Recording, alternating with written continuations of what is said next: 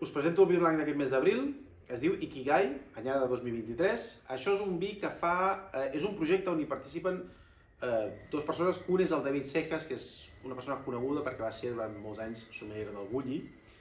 I aquest projecte, que es diuen Gallina de Piel, volen fer vins de diferents zones vinícoles que a ells els interessa. En aquest cas és un penedès fet principalment de xarel·lo, un 85%, i porta una miqueta de malvasia i una miqueta de muscat.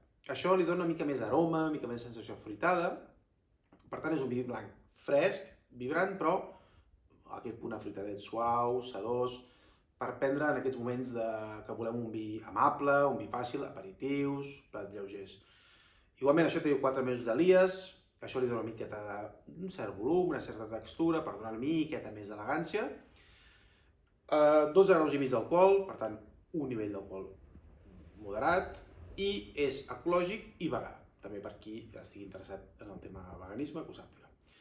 Doncs res, només dir-vos que és un vi molt agradable, sobretot per aquesta època de l'any que és de més calor, i ja està, espero que us agradi. Salut!